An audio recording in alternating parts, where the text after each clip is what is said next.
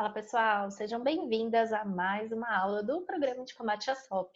E esse módulo é o módulo onde a gente fala sobre os casos de sobrepeso e obesidade. Qual será, a relação que existe aí entre o aumento de peso, o ganho de peso e até a dificuldade em emagrecer com a síndrome do ovário policístico? É o que a gente vai descobrir daqui a pouquinho. Antes da gente começar exatamente a falar sobre essa relação que existe entre o aumento de peso e o desenvolvimento da SOP, é importante a gente saber, especificar o que exatamente quer dizer situações de sobrepeso e obesidade. Pela Organização Mundial da Saúde, uma pessoa, homem ou mulher, não importa, é considerado com sobrepeso quando o índice de massa corporal dessa pessoa é entre 25 e 29,9.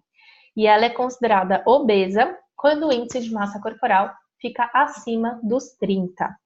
Os graus de obesidade, divididos pela Organização Mundial da Saúde, seriam obesidade grau 1, de 30 a 34,9, obesidade grau 2, de 35 até 39,9, e obesidade grau 3, antigamente chamada de obesidade mórbida, quando o índice de massa corporal fica acima de 40, certo? Hoje em dia não se usa mais o termo obesidade mórbida, a gente usa obesidade grau 3. Lembrando que o IMC, gente, não é um parâmetro, super confiável e super individualizado. Ele é estimado, ele é calculado, na verdade, dividindo o nosso peso pela altura ao quadrado. E a unidade de medida, desses valores é quilo por metro ao quadrado. Então, se você tem mais de 30 quilos por metro ao quadrado, você se consideraria, então, portadora de obesidade. Um outro parâmetro que também existe, que eu gosto mais, eu acho mais confiável, é o que eu uso no consultório, com os pacientes, é o percentual de gordura. Considera-se uma pessoa com sobrepeso, uma mulher com sobrepeso, quando o percentual de gordura dela fica acima de 25% e obesa acima de 30%. Parece uma coincidência, na verdade, ser o mesmo número da classificação do IMC, mas são parâmetros e avaliações completamente distintas. Vale a pena a gente lembrar disso.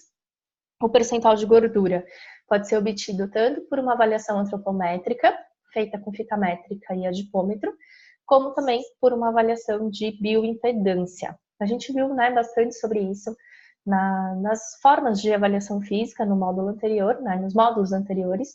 Aqui é só realmente para a gente relembrar essas formas de classificação. E qual é a incidência de sobrepeso e obesidade dentre as mulheres com síndrome do ovário policístico? Estima-se, alguns estudiosos dizem, que 70% das mulheres com síndrome do ovário policístico apresentam sobrepeso e obesidade. Esse número, gente, não é um número fixo nem muito confiável, tá? Alguns estudos apontam que 50% das mulheres teriam sobrepeso e obesidade, outros apontam que 60% teria sobrepeso e obesidade, e alguns mais atuais, 70% das mulheres com a síndrome do ovário policístico. Mas essa estatística é variável dependendo da população e também da forma como o estudo é feito. Ou seja, se 70% das mulheres com síndrome do ovário policístico apresentam sobrepeso e obesidade, estima-se que até 30% dessas mulheres são magras. A gente vai falar sobre isso no próximo módulo. E vocês já conhecem, a relação que existe entre a síndrome do ovário policístico e a disbiose. O que talvez vocês não saibam é que a disbiose também se relaciona com a obesidade, assim como se relaciona com a síndrome do ovário policístico. Só relembrando aqui alguns conceitos básicos, que foram vistos no módulo de disbiose. A disbiose é um desequilíbrio da microbiota intestinal, onde bactérias gram-negativas se sobrepõem em quantidade às bactérias gram-positivas. Um intestino saudável, uma microbiota normal, teria os dois tipos de bactérias em quantidades semelhantes. Um intestino inflamado, com uma desordem bacteriana, apresenta mais das bactérias gram-negativas e menos das bactérias gram-positivas. E aí, por consequência desse descontrole, desse desequilíbrio, ocorre então uma inflamação intestinal que pode ser a culpada ou pelo menos pode contribuir para que haja então quadros de obesidade. É interessante a gente pensar dessa forma, porque a situação de obesidade levaria à inflamação, não só do intestino, mas à inflamação corporal de forma geral, e essa inflamação teria ligação, então, com a disbiose.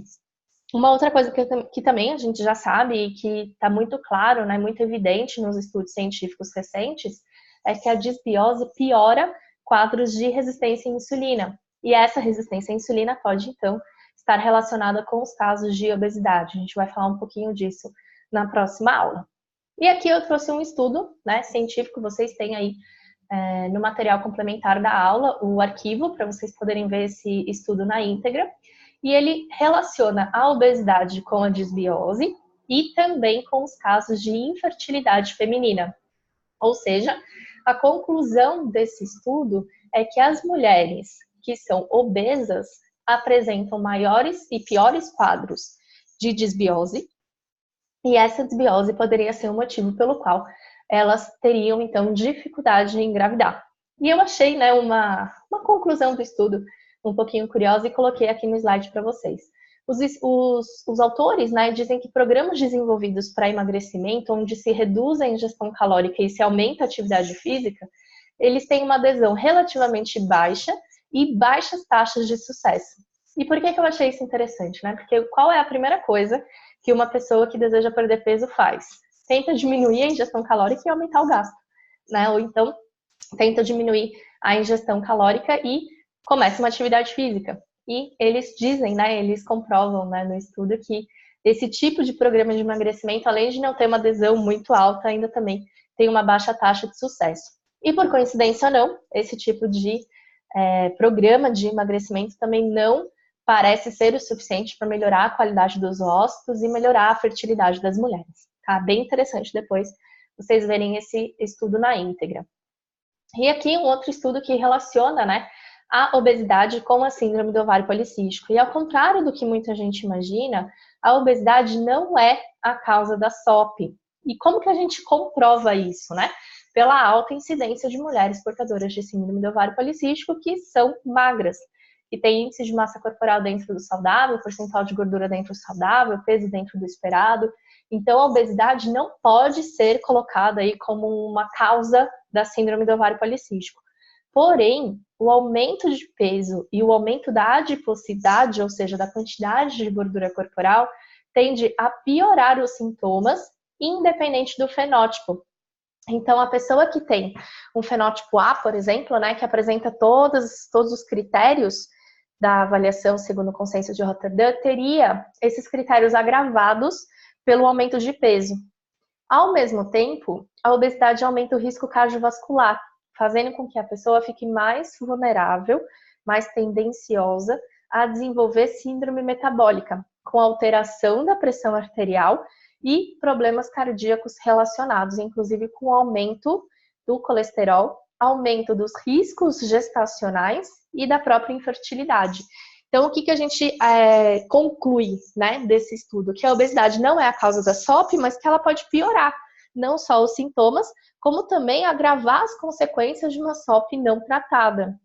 E vem daí a importância da gente fazer o controle de peso das mulheres que são portadoras da SOP. E aqui, mais um artigo que vocês também conseguem ler, né, nos materiais complementares da aula, que apresenta também algumas conclusões, né, que eu achei interessante. Primeiro, eles deixam muito claro que na síndrome do ovário policístico existe um maior risco de resistência à insulina. A gente tem um módulo todinho, né, no curso sobre resistência à insulina, mas a gente vai falar um pouquinho disso também na próxima aula. Na síndrome do ovário policístico, da mesma forma como a gente tem maior risco de resistência à insulina, a gente também tem maior risco de condições cardiometabólicas, ou seja, alterações do sistema cardiovascular, com aumento do colesterol, aumento da pressão sanguínea, né, aumento dos riscos cardiovasculares. E ambos são agravados pela adiposidade, ou seja, pelo aumento de peso e também pelo aumento de gordura central. Esse estudo ele fez essa diferenciação, né, da pessoa que tem sobrepeso e obesidade daquela pessoa que tem sobrepeso e obesidade, mas com uma gordura mais concentrada na região central, que seria a região abdominal, e que teoricamente agravaria, então, essas condições cardiometabólicas. No estudo, eles dizem que tanto a adiposidade geral quanto a adiposidade central são relacionados ao agravamento das condições cardiometabólicas e também da resistência à insulina. E aí, quando a pessoa apresenta maior peso ou apresenta um ganho de peso, ela tem não só maior tendência às complicações da síndrome do ovário policístico, como também maior tendência a ter o agravamento do seu fenótipo. E isso é bem importante porque a gente conclui a partir daí que todas as mulheres com síndrome do ovário policístico, mesmo aquelas que aparentemente não apresentariam tendência a ganhar peso, precisam prevenir, né? Precisam tratar e evitar que haja um aumento de peso. O que a gente vê clinicamente falando, e aí não é uma coisa de estudo científico não, tá, gente? É o que eu observo na prática clínica do consultório, é que muitas vezes a mulher com síndrome do ovário policístico, ela não apresenta aparentemente uma tendência em aumentar peso, ela não foi criança gordinha, não lutou contra a balança na adolescência, mas em algum momento da fase adulta, por algum motivo, ela começou a ganhar peso. Isso pode envolver situações variadas, né? Situações de estresse, de ansiedade, mudança de cidade, mudança de hábitos, porque começou faculdade, enfim. Por alguma razão, essa mulher que nunca teve sobrepeso e obesidade começa a ganhar peso, já na fase adulta. E aí o que a gente observa é que as mulheres com SOP que passam por essa situação, quando ganham peso, apresentam dificuldade em perder. Então, isso é mais um fator, né, que deve ser levado em consideração para que todas as mulheres passem por uma prevenção da obesidade. Então, você que está assistindo e não tem sobrepeso, não tem obesidade, presta atenção porque você não está isenta de um dia acabar desenvolvendo essa questão do sobrepeso, tá? A síndrome do ovário policístico, aparentemente, pode favorecer você em algum momento a ganhar peso e a partir daí você então teria dificuldade na sua perda. E é isso, né, gente? Entender para combater. Entender qual é a relação da obesidade com a SOP, se elas são coisas relacionadas ou não, e principalmente entender como a gente faz para tratar e prevenir essa situação. A gente se vê na próxima aula.